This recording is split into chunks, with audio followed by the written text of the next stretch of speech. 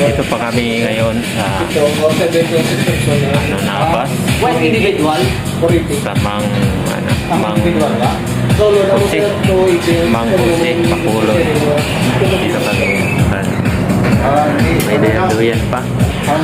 Kakain pa kami. Pupunta kami ng Pawa.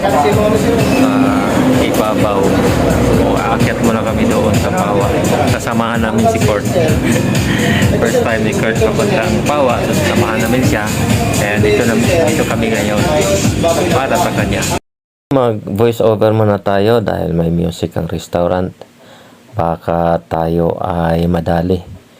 At ito, nag-order kami ng isang bowl na rice at isang bowl ng bulalo. Ang bulalo nila dito is good for 7 person. At yun na, kita nyo naman. Ang dami, maraming sabaw ito at pwede pang magdagdag ng sabaw kung gusto. Parang nakulangan si Nilo sa order namin, kaya gusto niya mag-order ng isa pa. Pero bago kami nagsimulang kumain, of course, picture muna para masaya. Pagkatapos na namin kumain, tapos diretso na kami ng Pawa. Dito kami ngayon sa Nabas. Kanina natanaw pa namin yung bundukan. Pero ngayon wala na, zero visibility yung kabundukan, hindi na makita mula dito. So dito kami kumain, no? Dan kami kumain aming pananghalian. So wala kami sa paanan ng Pawa. Ayun, makikita ninyo mayroon ng mga edisi. Pero dito pa lang ito sa paanan. Layo pa. 2 oras. 1 oras kalahati pa. Akyat. Kasi ayan ang beauty dito sa kabila. Ito talang? Yeah. Di kabiri na Disney Okay, 21 ro ano. Dodo. Tarik. Ganda yung 21. Yung street niya ron. Model ito ra. Ako man lang kundi ako sa ano, liner ay. Manila. Ato ni nagyan na tulay. Kinangan ko nagpa-illicit kags. Sumaka kaya pawa ay. May plano yun. Naman, balik-balikon may yaray. alkansi Baylo ka pa ko. Nakasakaw niya nilo yun. Baylo ka pa, no? alkansi kasi yung iba relax lang. Kasi may Hindi saka ka kahinay. Naman meron man ang saka, oh. Oh, nawa. Doon. Ato, Gapindot wa ta di tabuhag. Ato, sagad. Ato, sagad. ano yan, 10?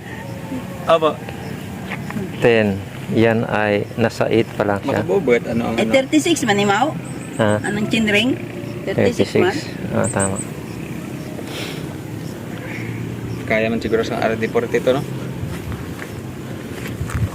40. Oo. Noong January, dito man kami. Dito kami tatlo. Si Alan. Diyan ako. Yung ride namin maganda man.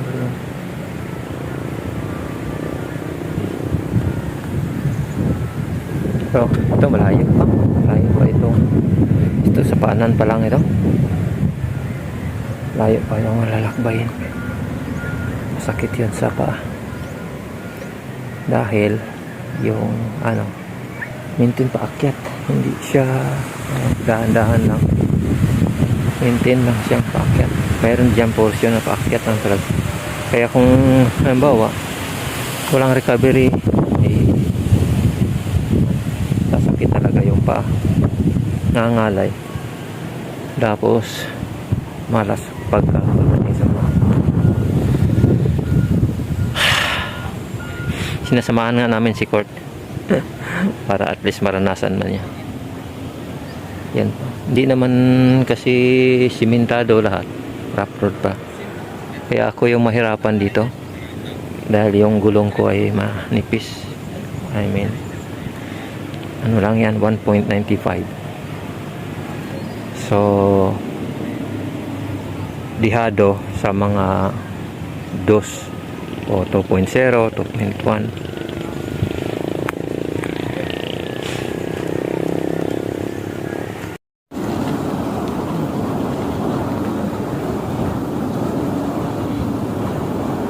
Kung nakikita niyo yung background, yan. Kasi nandito na kami sa Barangay Pawa, Nabas, sa taas mismo.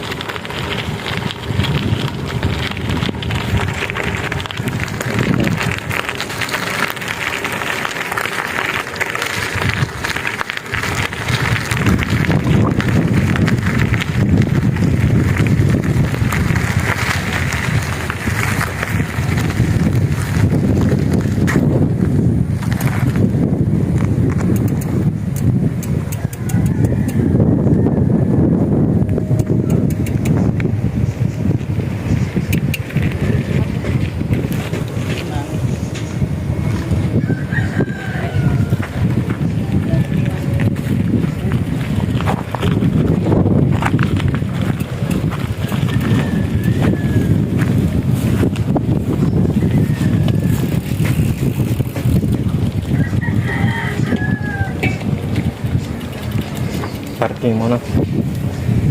Kasi akyat tayo doon sa itaas. Akyat tayo doon. Mayroong view deck nila.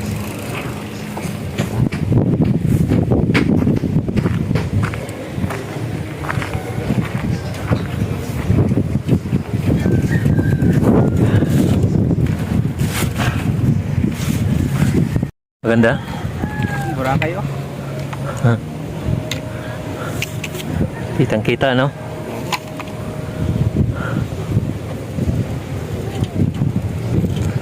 First time mo pala dito. First time. Tapos bisikleta pa, no? Taas. Hindi motor, hindi sasakyan, kundi bisikleta.